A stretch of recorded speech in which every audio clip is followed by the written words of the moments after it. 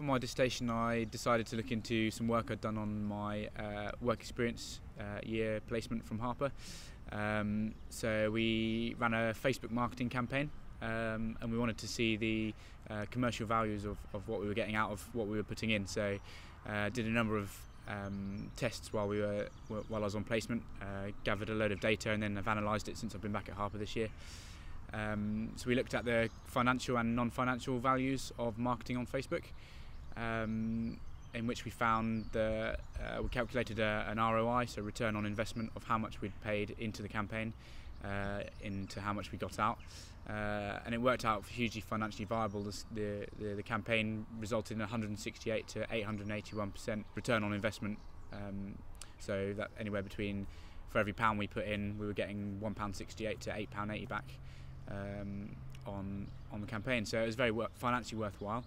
The second feature we looked at was the non-financial value.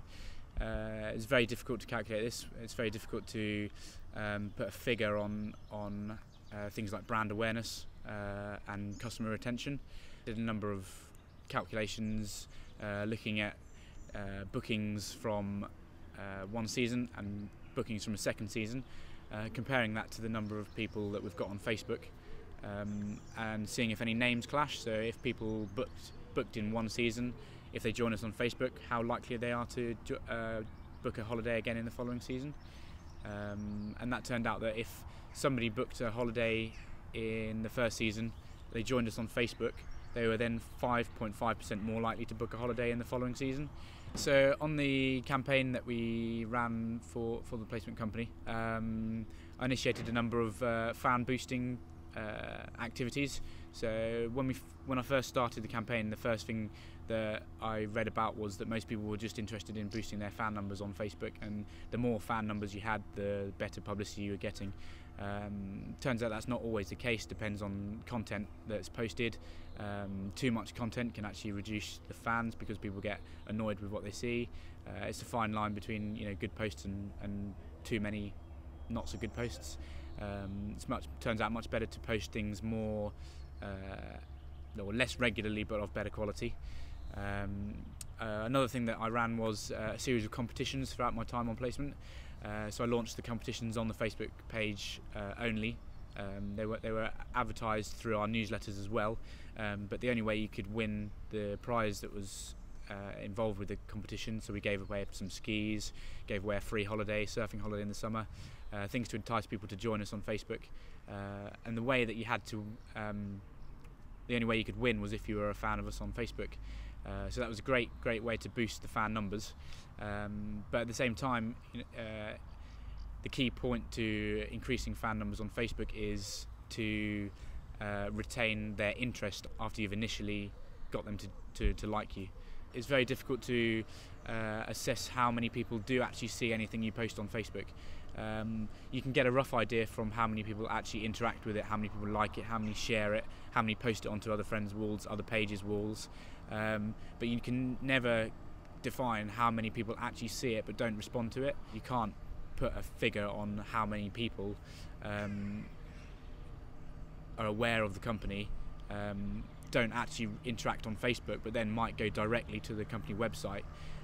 It's very difficult to track those people, but it was very interesting from the study that I did. We could see an increase in direct traffic to the company website during the period of the Facebook campaign's been running, but we cannot completely conclude that all of that additional direct traffic is coming from Facebook, because there's various other marketing strategies and schemes going on at the same time as the Facebook campaign. The main conclusion was that the cost of running competitions on Facebook doesn't equate for the amount of people that then book a holiday as a result of competitions. Therefore, fan boosting activities on Facebook should be kept to a minimum cost to any company. You don't get any value from that financially. However, a secondary feature that we were running for the company was an events feature. So it was a share my holiday on Facebook feature. So when you come to the point of booking a holiday, a screen flashes up, says share your holiday on Facebook.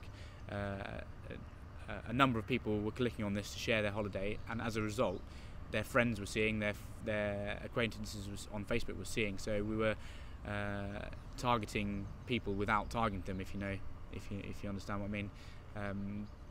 Taking holiday bookings from somebody else booking a holiday that posted it on Facebook was hugely valuable to us, and provided a very, very large return on investment. Like I said, up to about 800% return on investment.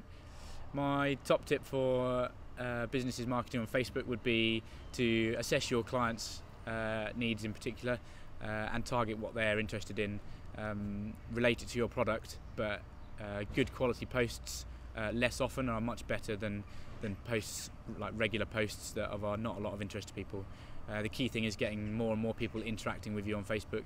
Resharing and liking is a key factor with assessing how many people are interacting, but at the same time you'll never be able to assess how many people you actually see, how many people see your post but don't respond with it. That's not traceable.